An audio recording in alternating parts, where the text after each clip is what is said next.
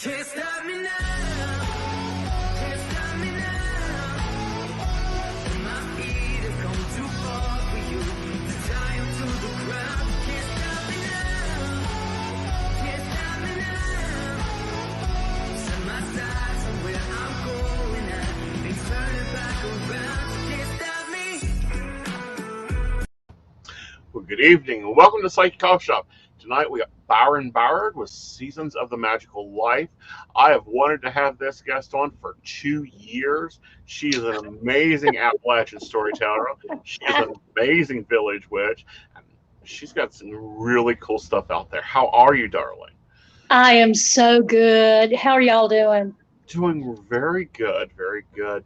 So, tell us about this book, because this book is different than the other books you've got out. And let's talk about some of those too, because if you guys just discovering her, I don't know where y'all been, under a rock somewhere, but she is amazing. You are so good. You and little tiny Joe. You're so good to me. From now on, buddy, little tiny Joe. I'm little tiny Joe. Y'all, I have done 6 books in the past 9 years. And somebody today was saying to me, well, I don't know what's going on. You won't even stop. You just keep writing books. And now I've just designed this new deck of, we call it the Revelator Deck. It's a deck of Appalachian themed oracle cards. Uh-huh. And I said, baby, I'm not going to live forever. I mean, I know I look good and young and all that, but you just never know, especially with this COVID going on. So yeah. I'm just keeping as busy as I can. And this book has been such a labor of love. I was blessed last year during COVID to be finishing up this book, mm-hmm. when I could go out in the garden and then come in and write about what I'd just done in the garden. Uh-huh. Yeah. And it was sweet, sweet. And I hand wrote this book. I wrote it in a notebook. Really? So I could be sitting out in my yard with the birds and the mm-hmm. whatever's going on out there and just get up a pen and start writing. It was really, really wonderful. A lot of authors do that. Did you find it different?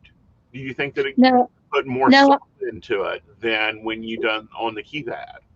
Yes, I did actually. And we did the launch party for this book last night. And I said, my publicist team at Red Wheel Weiser, which is the publisher for this one, mm-hmm. they said, well, what's unique about this book? And I was talking about forest farming and all this other stuff.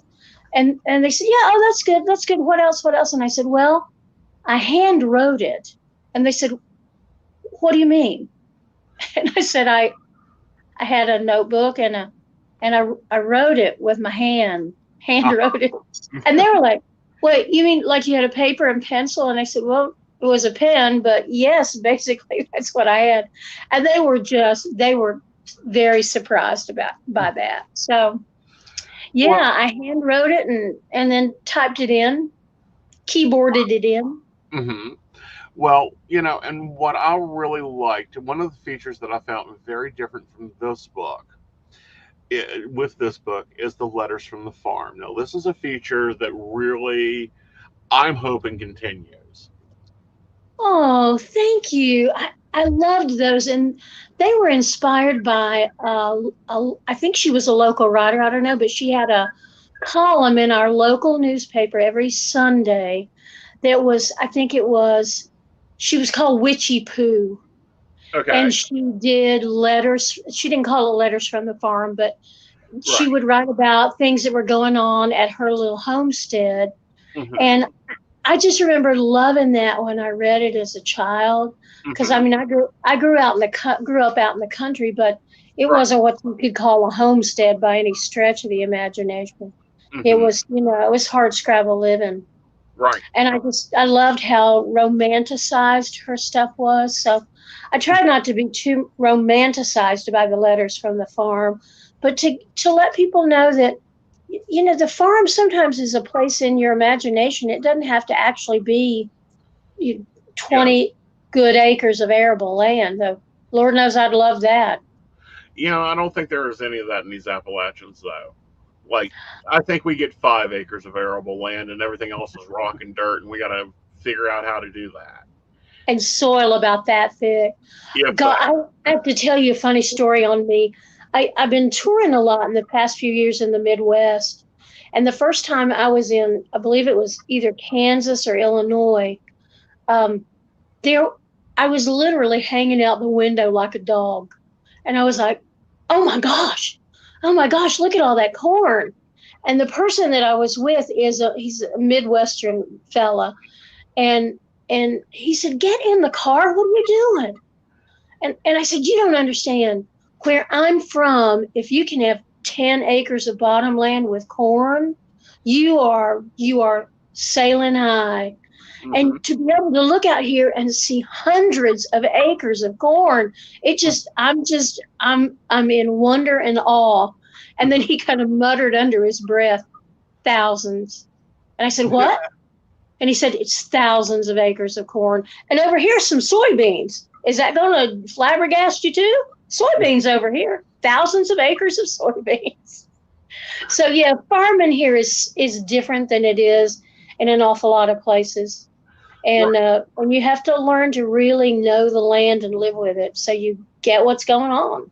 Right, and you also, can do raised beds, which I'd like to see more raised beds than this in our area in general, because we have way too much grass. Like, we don't have enough beds for that. Yeah. So let's let them in on a little bit of the principles of the book. It talks about getting back to being local and local commerce and, building off of what you have. Well, I'm going to step back 2 books to a book I wrote that was published in 2018 called Earthworks, Ceremonies in Tower Time. And in that book, I wrote up something that I've been talking about and teaching about literally since probably 1999, about this concept I have that we are living in the times of the tower from the tarot, and things are just collapsing all around us. So in that book, I kept stressing how important it was for us to relocalize almost everything. So relocalize where your food is coming from. Relocalize the people who are building houses in your community, so that not only do the resources stay there. So instead of us bringing in somebody from Atlanta to build something, to utilize local people so the money stays in the community. And we also develop a sense of community pride, which all of Appalachia could do more of. We have become such a broken people and a broken land. And that's something I work on all the time. So this book kind of grew out of that. So I talk a lot about creating circles on the ground. So instead of expecting somebody else to fix it for you, we fix it for ourselves as much as we can. I mean, we've learned since Katrina that the true first responders in any disaster are the people who are in fact the victims of the disaster. So the more organized you can be when that flood, hurricane, tornado hits, the better off you're going to be. Mm-hmm. And that comes from building communities. Absolutely. And build, we had you at the first day of Pagan Prayer. You came, and it was either there or Pagan Pride, one of the two. And I was listening to you because I was running on, host that day and running the back. Joe was taking care of the back house, and we had lost Switchfox, which for the Appalachian and Pagan community, that was like a corner. That is like saying you lost the congressional library. Yeah, it was a huge resource. Yeah. So, and you were talking about tower times, and I was like, we can fix this. If it was built once, we can build it again. Yeah. Hey, Joe, I need you to buy me a domain. Okay. We were in the middle of running the event, and we just had time in passing, because it was one of those, while someone else was speaking and we were off camera, and it was like, honey, go buy a domain. I'm like, what? Like now? Yes. Yeah. Okay. And what's our plan? We'll talk about it later. I need a domain that's pagan nexus. Make it look like Appalachia. I don't know, Mountaineers or something. Yeah. And we've been able to build that in. Now it's a Mighty Network on its independent platform doing its own thing. But that comes from your work. Like, I went a few weeks ago and shared the video of you doing the speech going, this is what we're about. This is why we're here. Yeah. But these are the things that a lot of your work does is talk about what we're losing. We're losing Appalachian culture. We're losing what our settlers from Ireland, Scotland, the Romney, the Native American brought and said, oh no, we done this thing of internationalism. We're done with that. Yeah. There was an op-ed piece in, I think it was the Roanoke paper, and it was all about letting the region go and just let it be depopulated, and just because there was just nothing that could save it. And this fellow wrote in and said, I'll tell you what could save it. If you move the damn Appalachian Regional Commission somewhere in Appalachia and got it out of Washington, D.C., number one. And number two, if and he was, I think, speaking particularly of Kentucky, he said, and if we didn't allow anybody to own anything in Kentucky who didn't damn live in Kentucky. And he was so feisty and fiery. I just loved to read what he was saying. But, we were talking about that in the pre-show too, is that so much of Appalachia has been extracted and extracted and extracted. And I feel like we've also had parts of our souls extracted. It's just heartbreaking to me. Well, it's very heartbreaking. And, a lot of what we're seeing now, like the opioid crisis going on, which is really just a reaping of the people. They took out our coal, they took off our lumber, and then they turned around and said, oh, what's left? The people. Well, dang, they keep breaking. Let's pump them up. Let's give them something to keep it going there. All it would take is some healthy investment in the region. And that's something I write about and talk about a lot, is calling home the Appalachian Diaspora. Because so many people left this region, and I run into these people everywhere, and their grandparents left, and they got out of Appalachia because there were no jobs. But every summer they'd go back to the old home place, whether that was in West Virginia, Kentucky, North Carolina, and they would spend time on this little subsistence farm, and they fell in love. I remember one woman saying to me, there wasn't a bathroom in the house at all. It was outside, and there were hollyhocks taller than me all the way around this outhouse. And she was talking about it as this beautiful memory, this kind of precious Walton-style memory. And we need to start communicating with those people who don't live a life in modern Appalachia, but they hold a vision of mythic Appalachia. And that's what we need right now. We need an infusion of hope and myth to give us some kind of faith in who we are and who we were. Right.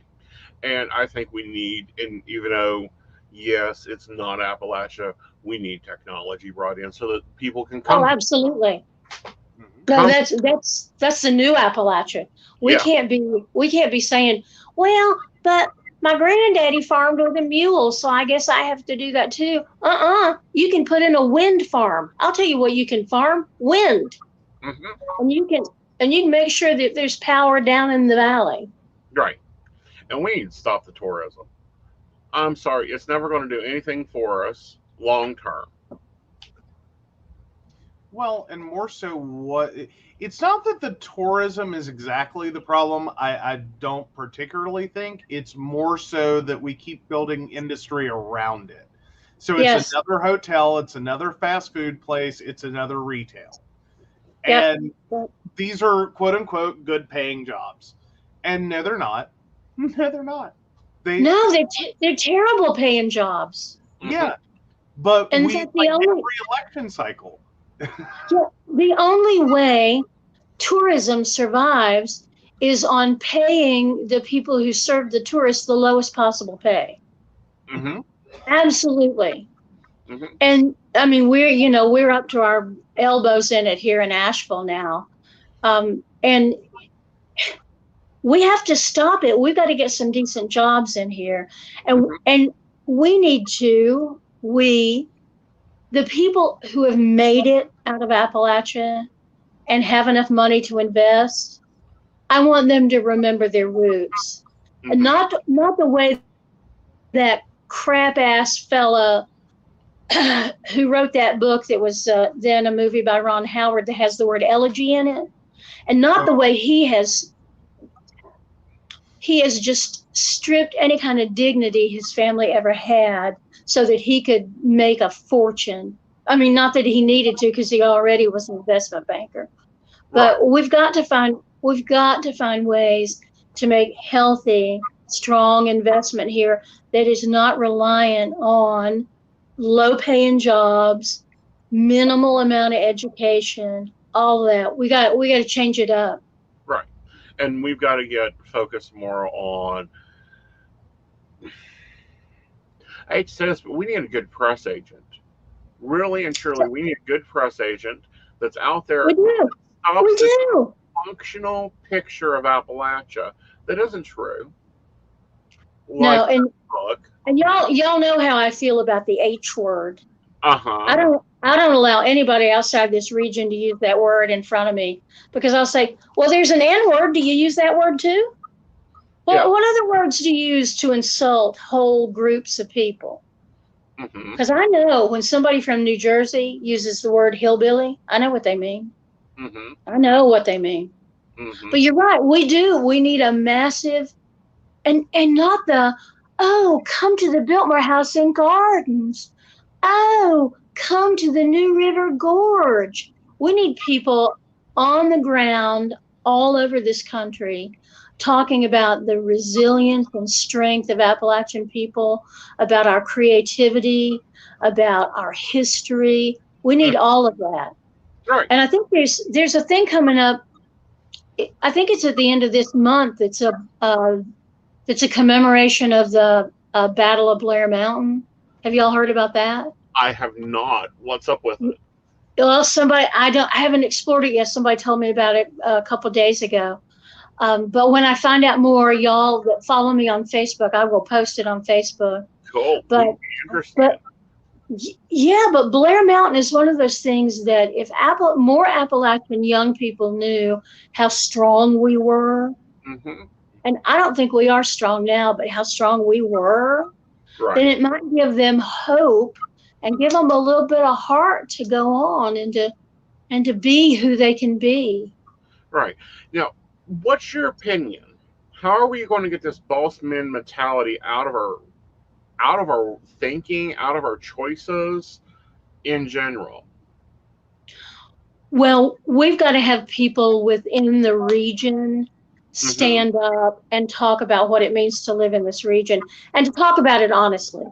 So, we live in Appalachia. We live in this weird place. Some people think we're like this holdover from Elizabethan England, and then the other part is deliverance and hillbilly elegy.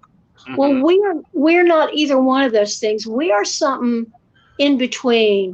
It's like we hook our hammock to one of those and the other, and then we swing in between that. And we have such a rich artistic community all over the region. We have people who have been self-sufficient farmers for generations, and it's not an easy life, and neither is coal mining an easy life. So that tells you how tough and resilient Appalachian people are. And it took big pharma coming in here and basically using heroin products the way we used smallpox blankets to get rid of Native Americans. Mm-hmm. I mean, Oxy is our smallpox blankets. I would agree. I would agree. Yep. I feel they lied to everybody, from the Yeah. doctors down. Now they're Yep. prosecuting the doctors. They need to be going off to the big pharma. But in my opinion, it starts more back. Let's back it up a page before we even get them there. It starts back with the nurses, the doctors, the coal miners, the truck drivers, companies that are looking Yep. going, sorry, you're working 70 hours this week. Sorry, you're hurt. You only had a week of sick time. You need to get back in here with that hurt back. It's just That's exactly right. But Well, when the coal miners finally got their union, that helped some, because if you are a union coal miner, well, I don't know about now, but back in the day, then you had good health care, you made a decent wage. Now, this was after the company store, when the company owned your housing and you had to buy everything at the store, so you never really made any money. But when the union came in, they changed all of that. But then they busted the unions. So busted and browbeat them, and they went. But see, that's another story that gets lost in our history. The Cold Wars. Oh yeah. Everything on the line. The day of the funeral, a mine boss walking up and handing the wife an eviction notice. Yeah, yeah. And maybe that's really where we start.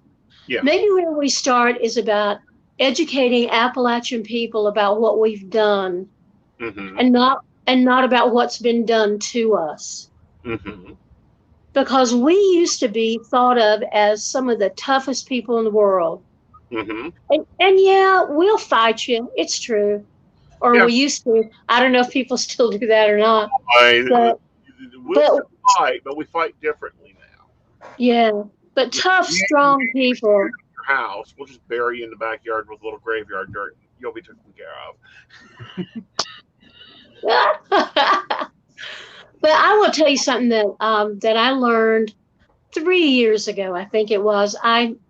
Most every year I go to the Appalachian Studies Association annual conference, and there was a young fella doing graduate work, and he had interviewed people in, I believe it was the 6 or 8 poorest counties, and I believe that was in Kentucky, but it was in mining country, and he had interviewed people, and the vast majority of those people, not only did they not go to church anymore, but they didn't even think of themselves as Christian anymore. And as much as I kick and fuss about what Christianity has done to Appalachian people, that for a long time was all we had. And if we don't have that to cleave to, what have we got? Nothing. We've got nothing. We are bereft. Well, see, this is the thing. I don't think it was the specific religion they were clinging to. It was the community that was formed by that religion. Yes, absolutely. Absolutely. Tribalism that was formed by that religion. Yeah. That's what people, I think, are looking for. And it's harder to do that now because people go away. Yeah. I can't talk about Appalachia and Asheville because there's so few Appalachian people left here. There are so few native Ashevilleans left here because they can't afford to live here anymore. Yeah. So unless you were like, we bought our house in the 80s, and we lived here a long, long time, but we couldn't buy a house here now. There's no way we could. And then in West Virginia, we have kind of an inverse problem, like McDowell, Wyoming County. People can't afford to get out. They literally can't afford to leave. They can't afford to continue living there, but they really can't afford to leave. They have no asset. They have a house no one wants. They have property no one wants. You can't sell it. You can't really give it away. Wow. Well, there's got to be something in the nexus of those two things. So people here can't afford to live where they were born. People there can't get out of the place they were born or afford to live where they were born. And is the answer to get broadband? Is the answer connection to the broader world? I don't know the answer. Well, I and think that's that been a would big part of it. is getting the broadband, because there are books out there. There's one I quote all the time: "Work from anywhere, work while you roam," and she's got 10,000 jobs in there of companies actively seeking people to work.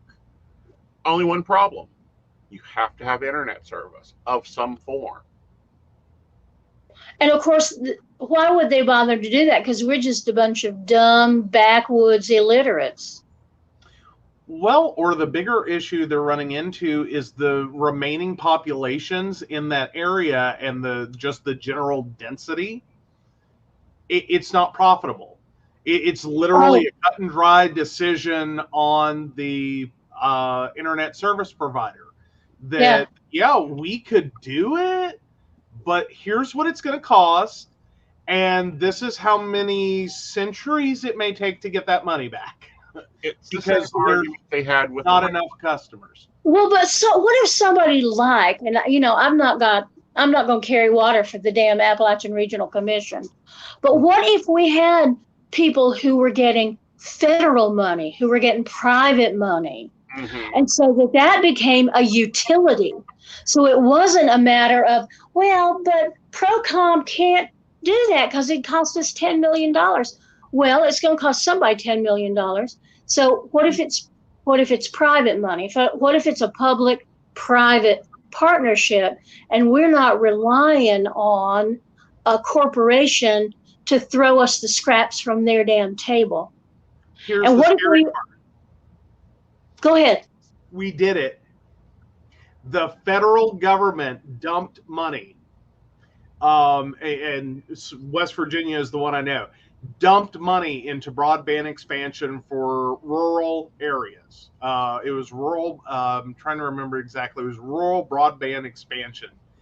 They dumped money in for this, and what the utilities, had to agree to meet these certain terms and conditions. And the way they worded the terms and conditions were so loose that what they did is they went all through the major metros of West Virginia, and increased those areas' speeds. So now you can, like, we're sitting here in Oak Hill, we have a 1 gigabit per second internet connection. That raised the average, which was what it was all based on, is that the average customer in the state had a 10 megabit per second connection. So we have a 1 gig, but you can go down, a few miles down the road and they can't get anything, or they can get dial up, or Well, and that is let's just be clear, that is corruption on a massive scale, because they knew when they wrote it like that they had no intention of getting rural people broadband, no intention at all. They were going to use some fancy words, and they were going to word it in a way that it sounded like it was going to be a thing, but it wasn't going to be a thing. Right. So, I mean, maybe we're wise to that now. And if we got money coming in this time, we go, no. Let me tell you who needs to get this. The folks in Ravenswood need to make sure they've got 5 gig. We need to make sure the people in Beckley have 5 gig. Well, I mean, Beckley might. I don't know. I don't know how big Beckley really is. The people in Welsh get 5 gig. Yeah, Welsh, Tralee, Mullins, Rainell. Yeah, very much. But we see this all the time. Now, Byron, you're trying to start another wheel war with this book, though. Like, you got I don't think either you think yourself is not busy enough, so you added 2 more spokes to the wheel. I just it was funny in the thing last night when we launched it all. I kept saying, look, I know this book, I'm asking you to work hard, because every chapter has a whole section of chores in it to do, and you could just see people's eyes glazing over like, what? You want me to do what? And I try to, and I don't try to romanticize it, but I try to express how satisfying it is to begin your spring gardening with clean, sharp tools because you did it in the fall, and how satisfying it is to fill up a rain barrel with rain so you don't have to use city water or Charleston water to water your garden. So I try to make it, I hope it comes across as an opportunity to go deeper and to be more profoundly connected, but not to work harder. I want us to work smarter and not harder. Remember that thing? Was it in the 90s? They used to say that all the time. No, you need to work smarter, not harder. But the people in this region have always worked hard. I mean, we have a strong work ethic. Right. But I was talking more so about the Amber Days. Adding the 2 other spikes to the wheel of the year. I'm like, you're going to mess up every witch's calendar in the country. Well, but I did try to incorporate those into existing Sabbats. So it wasn't like, oh my God, now we've got to do rogation days. No, we're just sliding those back into what we already do. What the hell is Amber Days? Amber Days? What? So I've got a lot of friends who are Episcopalians. I've got some Catholic friends too. And I warned them when I was writing this book. I said, okay, so y'all have this thing called Amber Days. And they were like, yeah. And I said, you don't do anything with it. And I suspect you stole it from us. And they were like, well, I mean, it's kind of old fashioned. People used to do stuff for that. And I said, well, I'm taking it back. And the whole thing about rogation days, it's absolutely agricultural. And it's based on when the people of Rome would go out once a year. And you could just imagine all these people in their really nice city clothes going out to where all the food was grown and doing whatever they can to calm down the land spirits and the rural gods so that they can have some wine. Right. And they'd sacrifice animals and they would pray and sing and rent their garments and all that other stuff just to kind of make sure they were okay with the rural spirit folk. And that's not a bad thing to remember. Speaking of somebody who was a rural person for a long, long time, that's not bad at all. No, it isn't. I like them. I will probably be adding them to my calendar in general. Oh, yay! I hope other people will too, and give some of those holy days maybe more meaning for them, because a lot of modern pagans, they go, well, I don't know why I'd want to celebrate Lammas because I don't grow wheat and I don't, the idea that you could expand it so that it's not literally I grew wheat and now I harvested and that's what this holy day is about. But you can look at the wheel of the year and you don't have to believe in the solstices and equinoxes. They just happen. Right. And we know mathematically when they're going to occur. So that's not a matter of having a belief system. But in between those quarter days is this amazing crucible.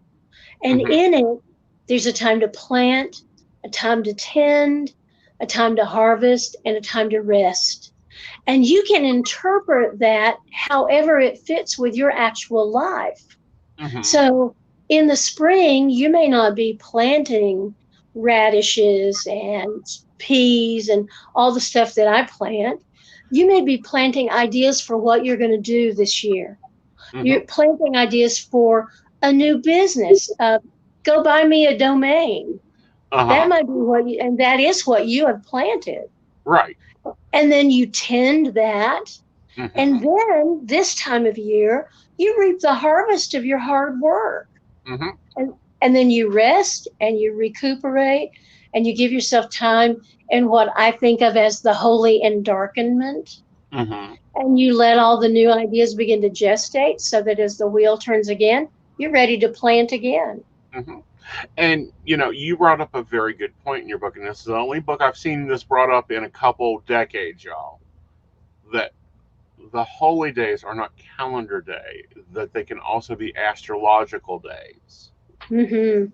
Yeah, a lot of that old teaching that's now going wayside. It's like figuring out the planetary hours are now gone wayside.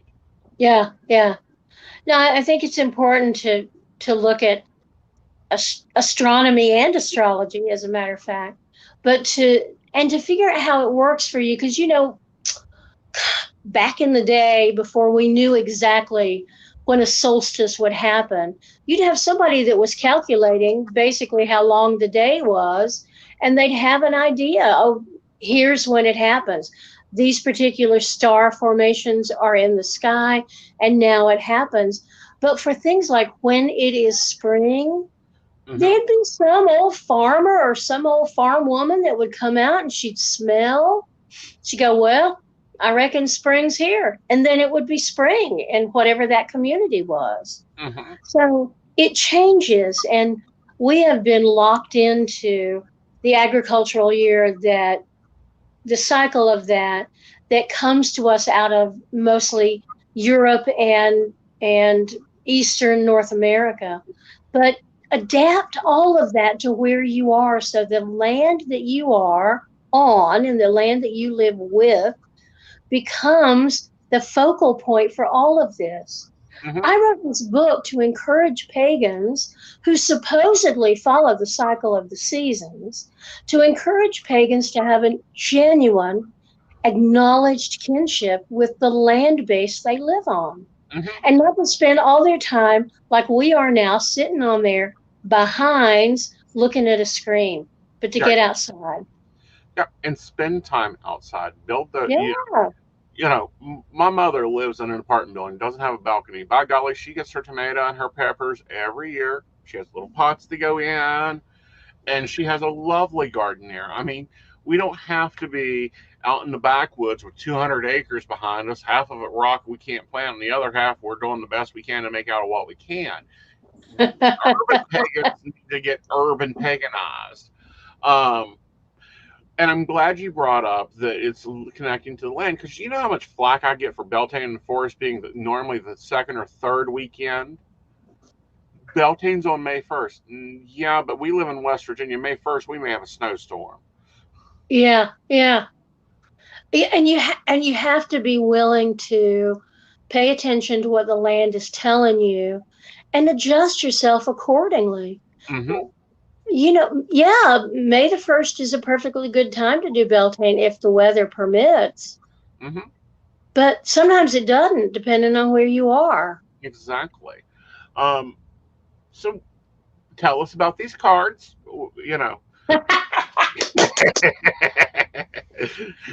So a lot of y'all know that I have been doing for over a year now, about a year and a half. We've been doing this podcast called Weird Mountain Gals, WYRD Mountain Gals.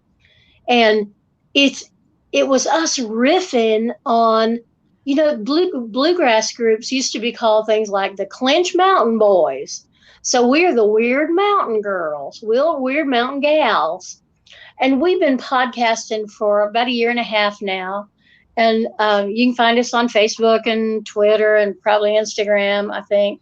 You're on Instagram. You're also on Spotify, which is where this will go when we're done taping it. Yes. Go ahead and hit that search bar. I understand. Go over and get them. They are a hoot. Well, what has been lovely are people from all over the place who say, when I listen to your podcast, it's like I'm sitting down with my aunts or my cousins, and we talk about everything under the sun. You will occasionally hear language from both of us, because neither one of us are ladies. We are in fact gals. But we keep sparking on these ideas of things we want to do. And I'm gonna tell y'all 2 other things we're doing besides this, but this one hit us pretty hard. And we are doing a deck of oracle cards that are called the Revelator Deck. And right now I am cutting out some little tiny hands. I'm gonna hold it up, see if y'all can see it. Ooh. And it's a little tiny heavy paper hand, and I'm going to put on it information about the cards and where you can reach us. And I'm going to do that as a handout. to this event I'm going to this weekend to just kind of spark more interest in it. But we've got plenty of interest in this little deck of cards. So I finished the artwork a couple weeks ago and turned that over to Alicia, who's the other Weird Mountain gal. And she's going to turn all that into files so it can be printed, because all of this was hand done. It's done in pen and ink, colored pencil, and watercolor. So it's little tiny artworks on original quilt designs. And every time I post any of it in social media, people just go wild. And it's images that everybody knows, like there's a rocking chair on a porch. There's ginseng. There's a bear, but it's not like a living bear. It's one of those little stuffed bears that you can get all over the Great Smoky Mountains National Park. There's like a little tourist bear. Mm-hmm. And people the images are just sparking for a lot of people. So we'll see how that goes, but I'm excited about it. And what's probably going to come after that, I mean, it's hard for me to say what will come first, but two other things we're looking at. We're going to do a cookbook that's going to be porch food from Weird Mountain. And it's going to be like those old-fashioned church cookbooks with a spiral binding. Uh-huh. And we're going to do we're probably going to do God, I can't believe I'm even going to say this. We're probably going to do a CD of music that's going to be like gospel music. I swear. I know it doesn't make sense, but we are. Actually, it makes perfect sense. And the third thing is we're going to do an Appalachian themed spirit board that's called the No Sir Yes Ma'am board. And it's going to be all Appalachian themed. So it's going to be a lot of fun. Cool. And we are just having so much fun with it and really trying to express how creative Appalachian culture is, and that we don't just have to be singing the same murder ballads over and over and over to prove that we're creative. We can do other stuff too. We can do other stuff. We can. But you brought up an interesting point there, and this has been one that I've wondered for a while now. I have a weird question for you. When was the last time you were at Circle and heard the old song "Will the Circle Be Unbroken" song? Oh, I sing that a lot. Yeah. I think there are some songs, no matter, and they're Appalachian music. They go with any religion. It's not been tied to a single one. Oh yeah, well, and we filk songs. Like last night, I had sung for the launch party of my Appalachian book that came out in February, Roots, Branches, and Spirits. And so somebody in the chat for the thing last night, because it was live streamed, said, is she going to sing anything? Tell her to sing something. This is what I sang. Come, you thankful people, come, raise a song of harvest home. All the grain is gathered in, lest the winter storms begin. For our Maker has supplied, for our wants to be supplied. Come, ye thankful people, come, raise a song of harvest home. And people are like, oh, yeah, I know that song. Well, you kind of know that song. I feel just a little bit. Uh-huh. Thank you so much. That was lovely. But, one of the things you bring out in the book is sitting on the porch. Mm-hmm. The newsstands. I don't know. I'm in that stuck generation. I remember 3 different pagan worlds. Yeah. And I think we're moving into a 4th one. So, say more about that. Would you? Yeah, definitely. I remember this is just how it's done, pagan world. Then we got, more information brought over, and it's like, well, that's the reason why you do this. And then we went through golf paganism, like every teenager does. Now we're in that, well, this is how it was done, but we can't do it that way anymore because it ain't done right. And what annoys me the most is, oh, that's a close practice. No, it isn't. Well, bless them. I'm going to say this, because let's just speak their name right up front, because we're going to name the devil and then we're going to deal with it, is the blessed little TikTok witches. Mm-hmm. And I'm going to tell you right now, I'm looking at both of you, Little Bitty Joe and you.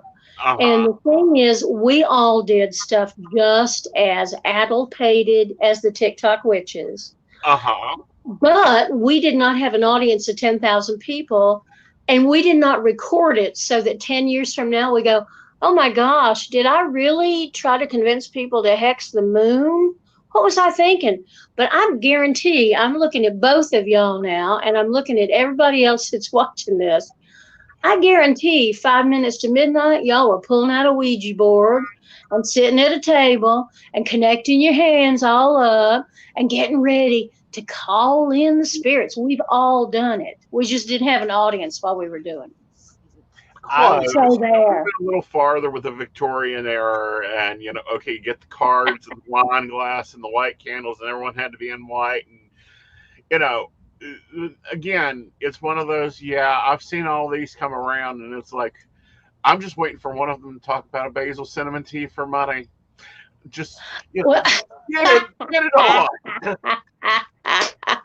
Well, what the annoying thing about it for me, because kids have got to experiment. I came up in the age where, I have a family practice in a sense, because it's all that Scots-Irish folk magic. So I had all of that, but there wasn't much to read. And I read Cybele Leaks books, and I read just anything I could find that would give me more information about what it was I did. But what I find interesting now and a little bit annoying is when some 21-year-old on TikTok will say, well, but you can't read tarot cards because that's a closed practice. Only Roma people can do that. And you go, well, honey, I hate to tell you this, but tarot cards are Italian. So maybe you can only be Italian to read tarot cards. Or, honey, maybe you should have told me that 50 years ago before I started reading them, that I wasn't allowed to do that. So I am very kind of, they're going to figure it out. They're going to walk this path in whatever way they have to walk it. Some of them are going to leave the path. A handful of them are going to stay, and they're going to commit to it. And that's going to be their path. What annoys me are the people who have been doing this for decades, and they go, well, I just heard from some 21-year-old that I'm not supposed to read tarot cards anymore, so I guess I won't. It's like, when did we let 21-year-olds tell us what to do? Because when I was 21, nobody over the age of 30 listened to me. Right. And what gets me, and you bring up an author that I do not think gets her just desserts, Civil League. Oh, I don't either. She was extraordinary. Yeah. And there's authors like you that I think are laying a new path, that are bringing, because you lay a new path. Every book you've written, I've read 3 of them. I'm trying to get the rest. Can we hurry up and get your Audible contract done with them? That's not on me. I don't get to do that. I know. Oh, believe me, I'm already petitioning them. But anyhow, are the ones that are recording the stuff. Like the reason why dishcloths go in the sink just in case there's sickness in the house. If the dishcloth comes up missing, something's going to come up missing in the house, or forks falling on the floor. Well, damn it, a bill's going to get cut off. These are things that are going to get lost. Mm-hmm. Very well. I got to tell you, with my very first book, which is called Stoves and Ditchwater, and you can get that most any bookstore. If they don't have it, they can get it for you. And I really felt like I was codifying some practices that were going to be lost forever. And then I went on a book tour, and I went to the aforementioned Rainelle, West Virginia. I was invited up there by a friend. And I discovered in that tour that this stuff isn't lost. People are still doing it. They just don't hang out a shingle saying, well, guess what I do? I do Appalachian folk magic. They just do it like their ancestors did it. Mm-hmm. And they are known in their community and often in their church community for being somebody who can cure particular things or do particular things. And they just do them. They do them quietly. Mm-hmm. They don't have a business card. that No. says this is what I do. They Right. haven't written a bunch of books like yours truly. They Mm-hmm. just do it. They just do the work. So there was an arrogance on my part in No, thinking that, I truly do not think there's a bit of arrogance on your part with that. oh, Why? Because yes, it's being lost. It's like tea leaf reading. I'm proficient at it as hell. Do you know how many customers ask for it? They don't. So the next generation is like, I don't want to read tea leaves. No one reads tea leaves anymore. No one reads um, soup bean water to see how bad the winter is going to be. well, tea leaves and also coffee grounds. Uh huh. Um, well, and maybe we just need to make that sexy, you know? Because I mean, most of the people that read cards are not very good at it. Let's just be clear. Oh, They, I I'll can't, take I that can't, one. I can't tell you how many times somebody has said, "Oh, I'm going to start doing tarot readings," and I go, "Well, that's good. How long you been reading?" "Well, I still look at the book." "What? You still look at the book? What's wrong with you?" That book's only good for one thing, honey, and that's if your table is wobbly, you need to keep a door open because it locks behind you. And once in a while, it might make a good coffee toaster. That's about it. Yeah, I'm with you. I don't cotton with a book telling me what's what. I mean, Right. how could you even memorize all that? You just can't. No. But Well, I mean, the cards are just the tool. I have Yeah. students. I teach tarot. I have students. They will memorize every word of that book before they get to my class, and they are horrified the first day when I tell them that. Like, we ain't using the book. You're going to learn. Well, I'm doing it at Pagan Pride. I'm going to teach shotgun tarot. Teach anybody. Don't matter if you had a deck or ever in your hands before. I'm going to teach you how to read it in less than an hour. Because it's intuition. It's tapping into that psychic gifts, those clairvoyant gifts, those things that are DNA based. Well, it is for people who read the way we do. Right. But there are plenty of people who they're not intuitive about it at all. Right. And so they've got to have, God, I'm going to confess something. So it's true confession time, y'all. I I have had to spend my teaching years reverse engineering what I do. And I bet you're exactly the same way. Is that I do a job of work, I do a piece of magic, and it is successful. And I do it again and again and again. It is successful. But I don't know how I did it. So I have to reverse engineer. I got to back out of the successful job of work and go, how did I exactly do that? Mm-hmm. And because I am doing that, I have to do that. I understand that there are people, and this flies in the face of everything many modern teachers will tell you. There are people who are naturally gifted at divination and at magic. They're naturally gifted at it. And for them it is just easy. It just comes easy. Right. Now, I'm not saying other people can't learn it because they can, but it's just like playing a musical instrument. So I can pick up the fiddle and I can crank out a tune and it sounds pretty much like the tune. But now I've got friends who are real fiddle players and Mm-hmm. they pick it up and the fiddle is part of their body Mm-hmm. and you can feel it flowing through them. And Mm-hmm. that's the way some of us, especially in Appalachia, that some of us do magic the same way. Mm-hmm. I it can. doesn't mean it doesn't mean you can't learn it. You can, but for some people it's just going to be easier. Mm-hmm. Well, and it will be easier for some people, but other people, when we do have to reverse engineer, like, that's why it took like 3 years for me to write my tarot course. It's like, how the hell do I do this? Yeah, me too. Or, I do little YouTube videos, and one of them is my Aladdin's lamp, and it's like, well, why do I put that in there? And why does this go in there? And why does it have to do? And it's like, well, crap. I guess I got to go research why I've been doing this way for 10 years, 15 Yeah, years. yeah. And it's like, and then I'll have students come up, well, what about this? And I'm like, well, you can do it that way. It might work. I don't know. I never done it that way. I always make sure to use a double boiler. I don't use a Yeah, microwave for my yeah. scraps. Well, and I'm like you. I tell people, try it and see if it works. Yeah. I ain't your boss. I ain't your daddy. So you try it, and if it works, let me know. And Mm-hmm. if it works, try it again 3 more times and see if it's consistent. Mm-hmm. Be a scientist about it. Work out what it is you did and what it is needed to be done. Right. And work at and look at it from that Yeah. perspective, because I think that people forget that science is part of witchcraft. Well, and witchcraft was the original science. Mm-hmm. Yeah. You know, Yeah. there's a reason you clean your house before a new moon. There's a reason you clean your house before a ritual. It's not because the coven's coming over and you don't want to have dusty shelves. It's because you don't really want to repeat last month unless it was a really good month. Then you just let that ride for a little while. Yes. Yes. Well, darling, where can you get your book at? And the rest of them?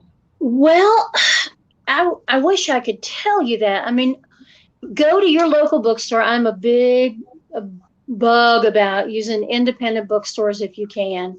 So if you've got one in your area, please order it from your indie bookstore. You can order it from any online source that you might use. Right now, I'm not sure exactly how many copies of this book there are, because I mean that are still available. Because I Mm-hmm. know at the bookstore I use, which is Malaprops in downtown Asheville, they are sold out of the book. Yeah. So I think, and I'm pretty sure it's selling really well. So, It's so well, it, that's because it's it an amazing book.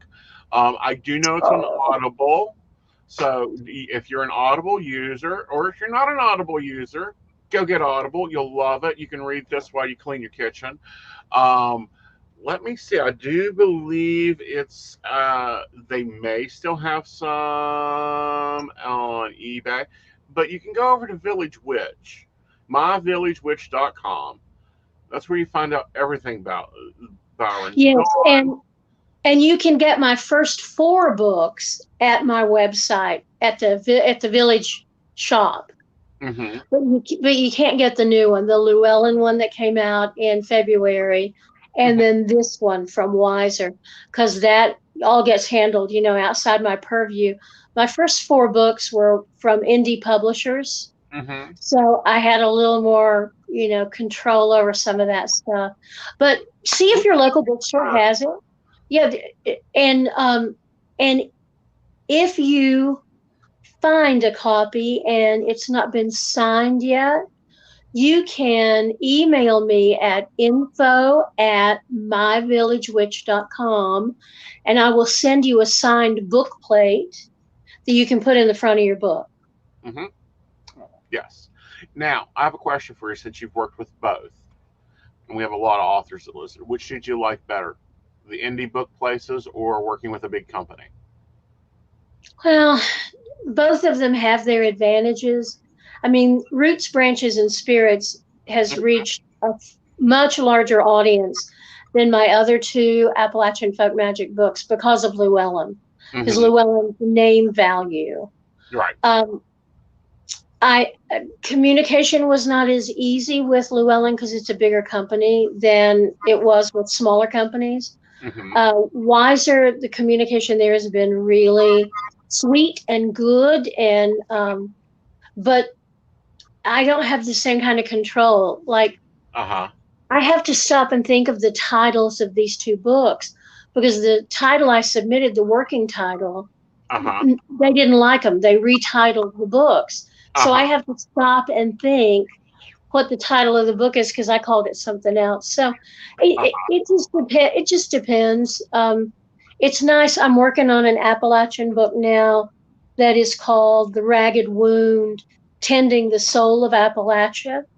And Uh-huh. that won't go through either Llewellyn or Wiser because they're not interested. It's not a folk magic book. It's a sociological treatise on what we can do in the region. And I will publish that probably through an independent press, unless I can get a university press like University Uh-huh. of Tennessee to do it. Well, when it comes out, one, I want it, and two, I want you back here. Oh, of course. I always love to come talk to y'all. Well, we love You having you you. and little bitty Joe. Uh, well, thank you, honey. You have a great night, and we'll see you again. Thank you. You too. All right, let's get our faces fixed. Move little tiny Joe over where he belongs. I know, little tiny Joe. I get to be little tiny Joe. Yeah, Oh, he's you have been fine. rebranded. I have been. I have been. And we've had some comments come in. And first of all, we do want to say hello to Neil, Brenda, Shannon, Gwen, Brenda, Dottie, Ashley. And I think you need to follow up with Ashley. There's a few things there, I think, from Ashley. Yeah, But yeah. Hey yeah. guys, how's it going? Hi. All right, so let's follow up with Ashley. First of all, I don't have a prayer bowl. I have a prayer cauldron, and he'll be bubbling in a little bit. There you go. Oh, God, I love having her on. It's just like sitting down with family and going, all right, so what are you cooking down in your spot? Hi, Mary. Hello, Dottie. Darling, how are you? Ain't been seeing you around. I hope you're doing well.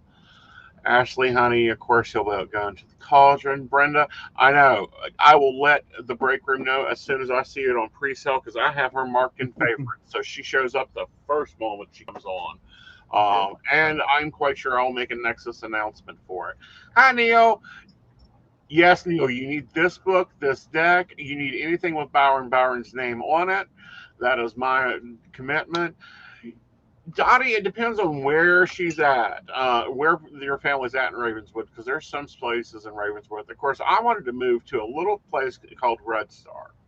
Found a gorgeous house, was ready to sign the deal, and I thought, oh, I better see if I get internet there, and I wasn't even able to get that. So there's that. Yeah. So no, Ravenswood was just kind of dropped out as an example earlier on the internet thing. Yeah. It's just there's a lot of small communities in West Virginia, and some have the benefit of being in the pathway between major metros and do benefit, and then we have other communities that are not. Right. But yeah, we were just kind of like, these are some smaller communities that may not have the advantages of, either being en route to, or, near or are major metros. And got the wonderful, sweet, sweet internet, that was paid for by your tax dollars, that was supposed to actually help more people than it did. But yeah. Yeah. All right. Ooh, there's been a lot of news. Oh, that I am sure. Oh my goodness. Oh. So apparently, a Pentagon police officer dies after stabbing outside the metro entrance. Ooh, so Assassin that's shot what dead. closed down the Pentagon today. Yes, the assassin Oh, shot dead. So again, we've lost a soldier defending our country. well, and that's on the heels of one of the Capitol police officers committing suicide. Mm-hmm. So we are now up to, I believe it is 3. Yep. Sadly, that's becoming harder to keep track of, because this is a growing list. This is a very growing list. All right. Let's see here. Well, of course, New York governors. Sexual harassment of multiple women. The Attorney General reads the report. We are still researching this a little bit more. And also, he decided to talk after the charges were brought. Apparently, he's not listening to his lawyers. If you have a lawyer, they normally tell you, shut up. I'm sorry, check out Pipeline 3 and 5. Oh, that is the going through the Red Nation. I don't know how they're going to do this. Okay. Oh, Pipeline 3 and 5. Got it now. I'm sorry. This is where my IT kicked on me, and I'm sitting here going, what? Because Pipe is actually a character. Mary probably maybe had the same moment I did. Like, wait, what? Yeah. I thought you were telling me to check some code. I was having a moment. Right. Well, I'm still trying to figure out how they're doing this because Red Nation is a sovereign nation. That would be like us trying to put a pipeline through Mexico. Mexicans don't want it. I don't know how it's going to happen. Mm-hmm.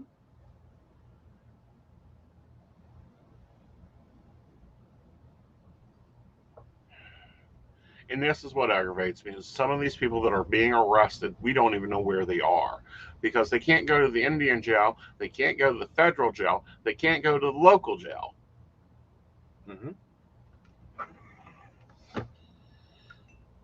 So I'm sick with it. I'll just put it that way. I am sick with 3 and 5. This pipeline bullshit. We don't need them. Break room. Y'all saw pictures of pipeline, pieces of pipeline just laying out there in our National Federal Reserve. Been there for 20 years, I guess, where they tried to put one through the New River.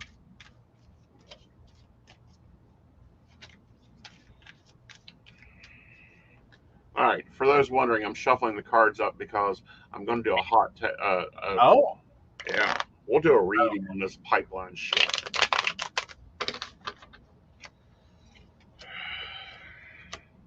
I'm almost afraid the answer on this one's not going to be good.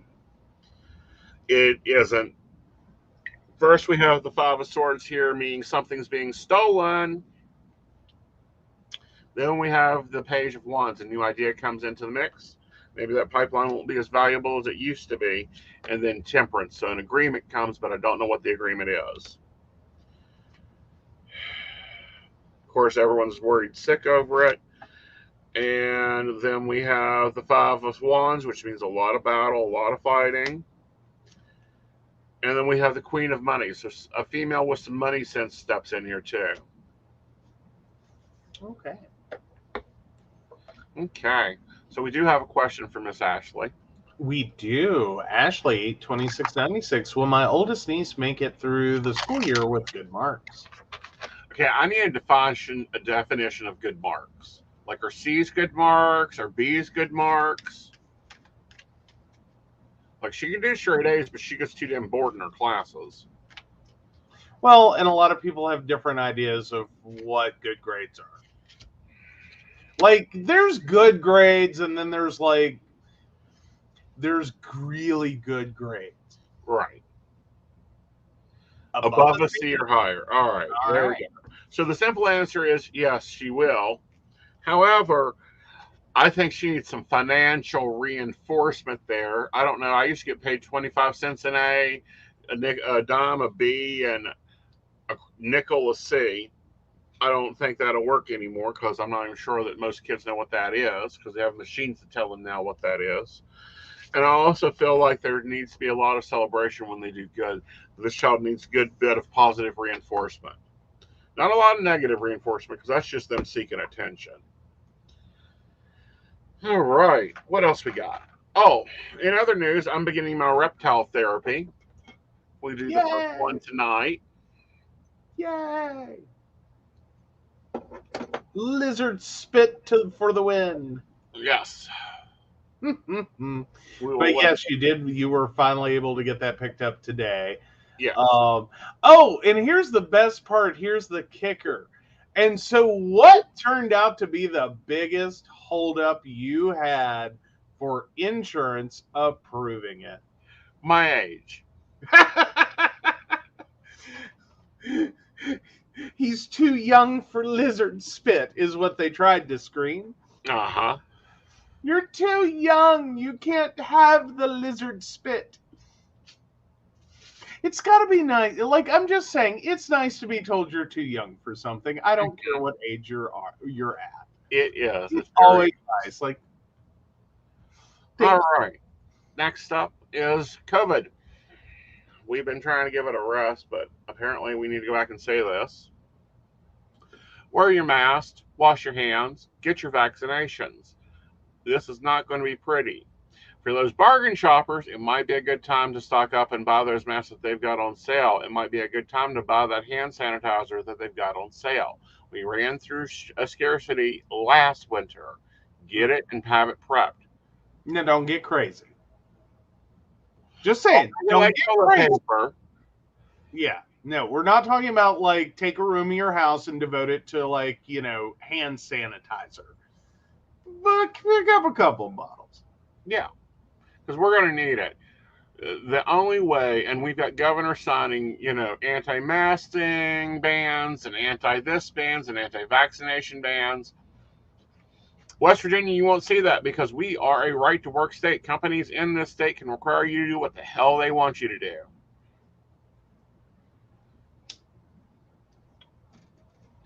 The rest of y'all, if you ain't got a vaccine by now, I don't know what's wrong with you. What rock you crawled out of and what rock you need to get back under, but you better get under it because this is going to be bad, people. This variant is the latest advanced one. It's more catchier. Technically, yes, North Carolina is a right-to-work state, and just to be careful on the side there. Now, North Carolina, especially, it gets called a lot a right-to-fire state as well. That has less to do with right to work and more to do with the very particular employment laws in that state. Regarding terminations. So I do want to be careful there. Yes, it's a right to work state, which has a lot to do with union dues and whether or not you can force an unionized employee to pay those. But now their employment law and how they interpret employment law is, and the same is true for West Virginia, is what makes it kind of synonymous with right to fire. Mm-hmm. Is that, you know, no, you don't technically, in some cases, have to even have a reason. Or moreover, it's really, really easy to weasel out as an employer. Right. Oh, I don't even know, but thank you for playing. We're we're totally gonna be like, bye. Yeah. So thank you, but no. Bibbidi, bobbidi, boof. Yeah, funny part is I'm pretty sure she can do her own reading if she wants one. Yeah. If not, she can call me. She got my private number. Oh, yeah. Yeah. So, yeah, let's get rid of the last of those. But, yeah, thanks for playing. We're always so glad. Right. Not glad. Not glad. Really tired of it. Really, really tired of it. Like, at times, it really makes me want to leave Facebook Live. A little bit. Yeah, make everyone come over to YouTube where I have control. All right, so things to think about, things to talk about in general. I really like what Biden had to say on this. Finally, a president that speaks his mind. I say to those governors, please help. If you aren't going to help, at least get out of the way. The people are trying to do the right thing. Use your powers to save lives.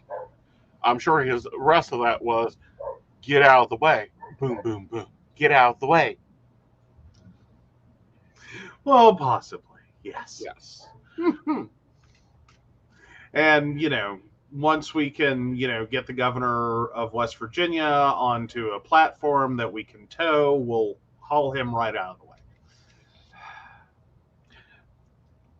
You know, I hear Florida needs a governor. I know, but Baby Dog would be so uncomfortable. They got air conditioning down there. Baby Dog. I mean, the dog already can't breathe. Well, true. Alaska needs a governor. Alaska, do you want Governor Justice? We'll ship him up there. Oh. It's still in debate. Oh, Texas needs more than a governor, honey. Texas needs a new power system, a new water system. Dear gods. Like, Mexico has better power. Yeah. Like, I will say, for my trip to Tijuana, like, there's worse places in West Virginia. I'll just say that. Okay. There's worse places in West Virginia. I mean, was it like super A1? No. But there's worse places in West Virginia. I've been more fearful in places in West Virginia. Just saying we're like that ranked. I've threatened to retire to Mexico just so I can get a house made. Oh, there you go. Fair enough. Probably hire an entire support staff, sadly. Yes. Pool boy and all. Like, and we could pay well, and it still wouldn't be that bad. But that's also a large part of, like, we were just talking with Byron Ballard about people leaving West Virginia. Like, some of the stuff is wide. Like, the money, it kind of works into the money angle. Well, it's like all the transplants we're getting here. Here's why. They can take $1 million, buy a $30,000 house, same house they would have got in California, and still have extra money. Mm-hmm. Absolutely.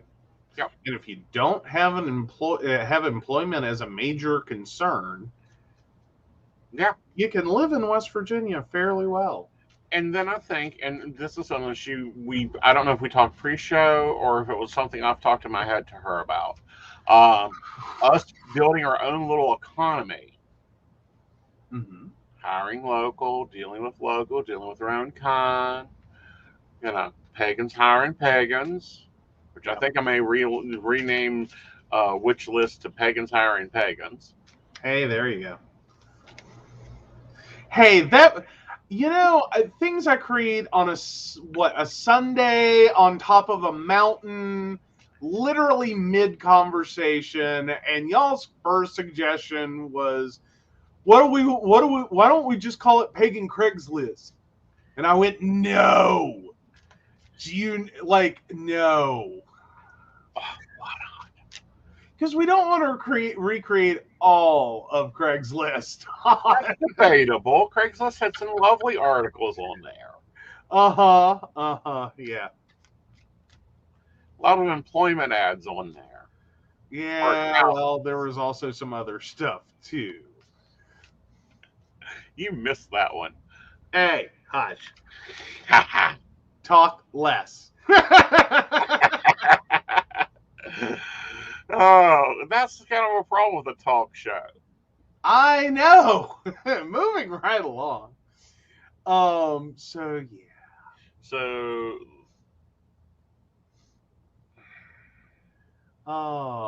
Ebony has a question, says Ashley. what's up, Ebony? So Ebony 82188, should she keep the crab as a friend? Only as a friend. Nothing more than a friend. I'm sorry, granted, I'm a Cancer, so technically I am a crab, but, typically I always understood that once you had crabs, you're supposed to get rid of those. I'm a crab. I get to make the joke. I get that. I'm holding on my response there. I've already gotten myself in trouble today. Fair, but I made a bunch of jokes earlier. I'm waiting for it. Uh-huh. I tease a bear. Oh, my goodness. So, the Titanic Museum visitor hospitalized in Tennessee after the iceberg wall collapsed on him. I'm sorry, that's really horrible. Very. On a completely separate note, that's hysterical. I know. Like, right. That's so bad and so good. Oh, yes, sorry, Mary. We are so sorry. Ready for Mary? Yes. Mary, 112857. Would JLB consider mingling with his cousins to find a young lady? The Cancer entanglement is over. JLB has become serious. Thank you. Sorry about that. I don't feel like he's going to mingle with his cousins. One, they date in different circles.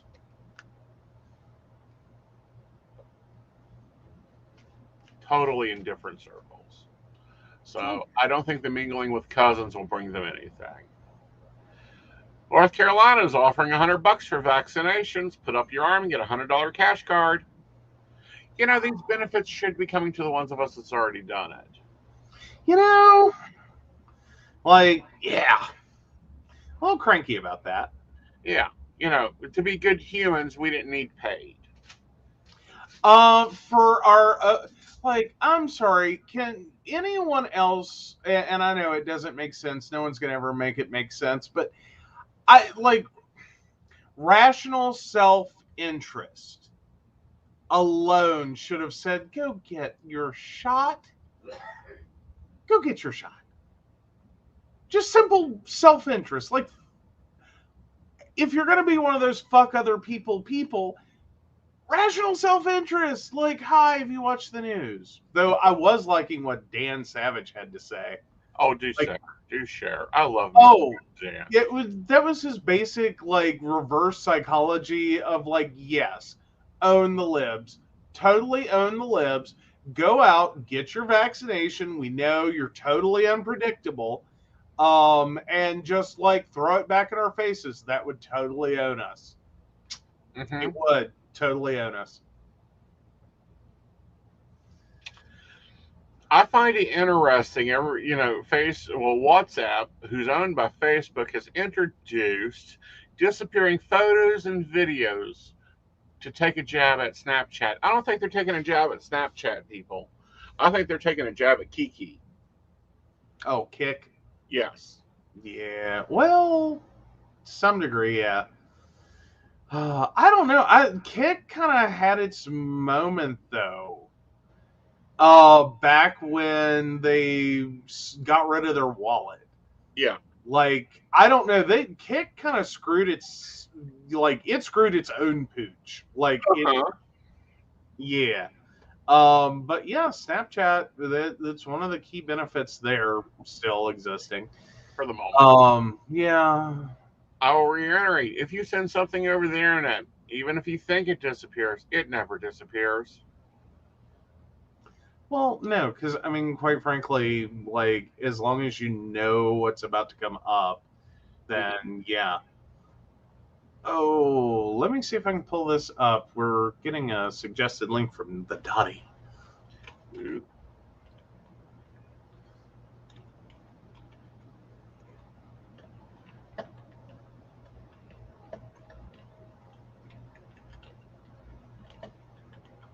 Sorry, I'm having to transfer that one. Ah! Oh, she's bringing up her Tessiomancy. Uh-huh. Yes, she is. Uh-huh. Ashley, honey, go get it. Looking at it, it's been studied more than enough. This vaccine has been probably in the works for about 10 years, and all they did was retool it for what they needed it to be. Like, the delivery system's groundbreaking. There you go, Dottie. Bringing the sexy back to the Tessiomancy. Uh-huh. Very much so. And Dottie, you can share your links here. We know you. We know you're not a scam artist from Nigeria. You do not have my hidden bank account from a rich prince that you need to get to me before it expires. I mean, but if you do, send that to me. Well, yeah, and they do put out a flu vaccination every year. But no, I'm still struggling on the research aspect. Okay. On people are holding off on that one. I'm just looking at your odds. Your odds are higher if you're unvaccinated of getting it. Now we have a variant that's even worse. Quite frankly, let's say you're totally uncomfortable. Like, look at it from an odds perspective. It's kind of like you're getting out of a burning building. Yeah, you might break a leg. you might break a leg. You jump out of that 3rd, 4th floor window, you might break a leg. But you're gonna die in the fire. Like, I don't know how else to put it to someone. If you're that is truly uncomfortable with the research. Right, because the research is fine. I've read Pfizer's stuff. This is the same vaccine that they use for the flu shot. This is the same vaccine carrier that they were researching for cancer. That's been going on for 10 years. Mm-hmm. Right, and it's so easy now. You go to Walmart, you go to Rite Aid, you go anywhere, you walk in, they'll shoot your arm, they're done. One of my students is actually a Pharma Tech person, and he said he was doing 200 shots a day, just pop, pop, pop, pop, pop, pop, done. You're tired for a day. I think the first one wiped us out for a couple hours. We came home and did a show and then went to bed. But we love the Pfizer vaccine. Here is why. It is totally the most developed one. And they're free. Don't care who you are. Neighbors were positive for the variant. She was fully vaccinated. Thanks that she says her symptoms were like having a head cold or a sinus infection. She could have been worse, majorly worse. Yeah. This new variant is breaking the barrier. Remember, this is an adapting, fast-moving virus. Mm-hmm. The more infections it gets, the more it learns. Right. And that's the bigger concern right now is, one, we already have a variant that is resistant and can break through the vaccine. Okay, if anyone is having that moment of like, well, we already have a variant that can break through the vaccine, there's no point in taking the vaccine now. Yes, there is. This is the current best evolved version that has been able to come from what we have. Right. Like, but if you're allowing, let's say that you only get the original, you're still opening that evolving opportunity to create another variant. Right. And what we're seeing is the fast track of what we have seen with polio, mumps, and rubella. Yes, what doesn't kill you adapts and tries again. Yes. It's like the assassins I send for him every day. They just make me stronger and bitchier, so you have to put up with me more. I know. Oh. But what do you think when you get to hire assassins from Fiverr? Well, economical assassination, but yes, 99% of new cases are unvaccinated. Right. So yeah. And that's still, like, even though that's like the better version to get, like, there's no winners here. Mm-mm. Like, there's only losers. Right. Like, it is head colds.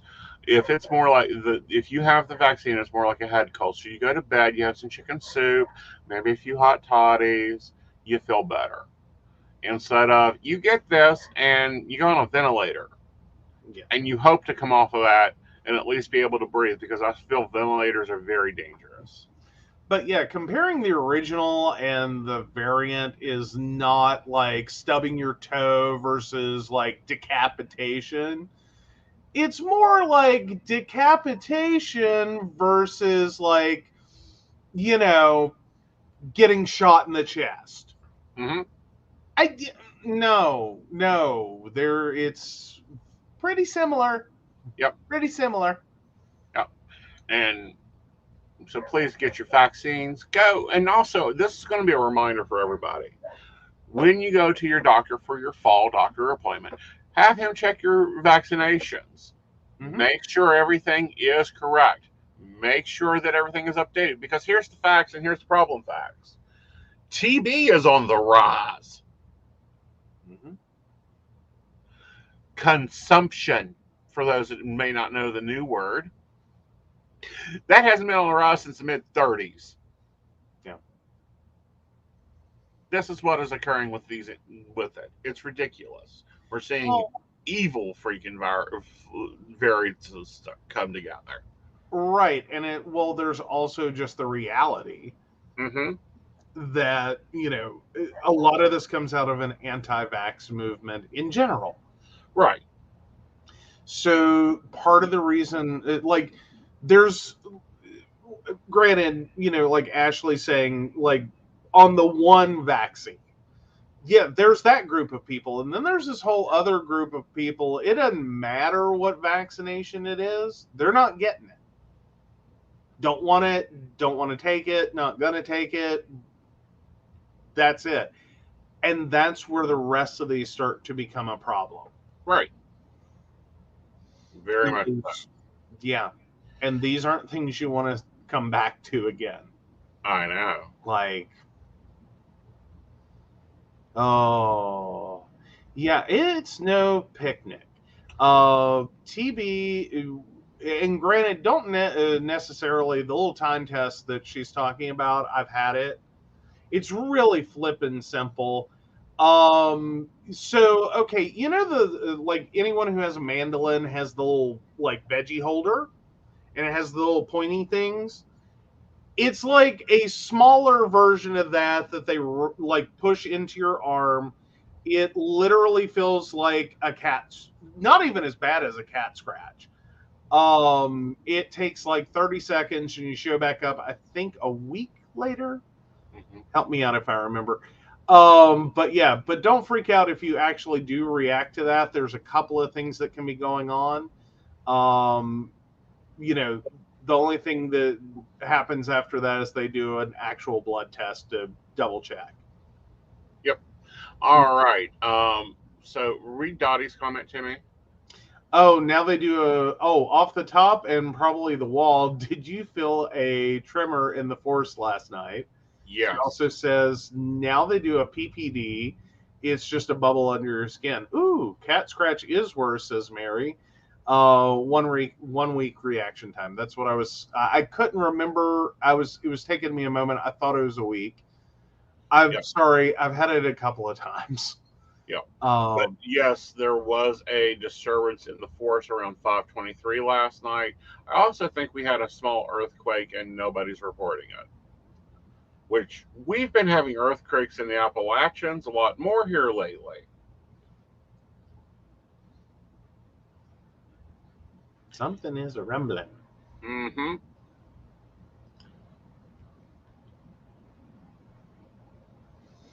All right. So, yeah. Let's wrap this up, guys. It's been a wonderful evening. I loved having Our Lady on tonight. Go get her books. It's just down home good reading. And she gives you to-do lists. I love the little informations and a lot of the things. Oh, Ashley, pop your question, honey. Okay.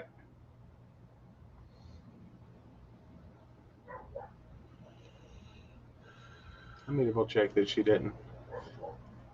Oh. Yes, please do.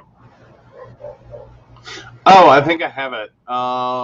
So she was asking about volleyball. I don't think we answered that one. No, we didn't. Okay, so Ashley, 2696. Will my oldest niece finish this year's volleyball season and make friends? Yes, but her studies needs to be first.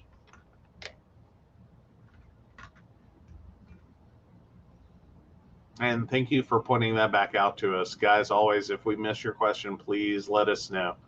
Yes. We're not doing it intentionally. Yeah, we're not ignoring you. Sometimes our chat moves faster than your chat, and that's because we're looking at multiple pages of chat. Yeah. Yeah. Well, and we do want to thank our Patreon supporters, guys. We love our baristas. Beverly Walker, Mika G, Kathy, Mary Winfield, Brenda Bryant, Ashley Guest, Shannon C, Shannon D, and Lady Gwendolyn. If you'd like to learn more about the show or how you too can become a Patreon sponsor of one of our lovely baristas, please visit PCSPnetwork.com. Yes, because not only do you support the show, you get content that's gone nowhere else. You get privated videos. Like this week, my baristas got to go on a hike with me through photos. Very awesome. Yep. Yes. Yes, we deeply appreciate you, baristas. You guys are amazing. You support us so much. And you guys will be getting a lot more things over the next coming weeks. Those will be announced as we build them. All right, y'all. You guys have an amazing evening. Come back and see us Friday night where we're going to be talking about hot topics. Maybe we'll have some more on this Cuomo thing. I don't know. There's a few things that we want to discuss that happened up in Michigan. Not Michigan, Maryland. It's going to be interesting. So, but I will warn you, put the little ones to bed before 9:30 on Friday night. There you go. Yep. All right, y'all. Bye. Bye.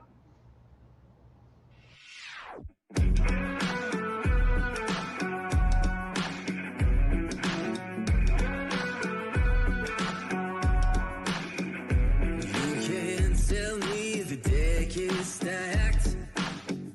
You can whisper behind my back. You can show me how the odds are up against me all day long. But I've been through the fire and come out alive, and there's no more fear in my eyes. Oh, now I'm rising, and you can't bring me down. You can't stop me now.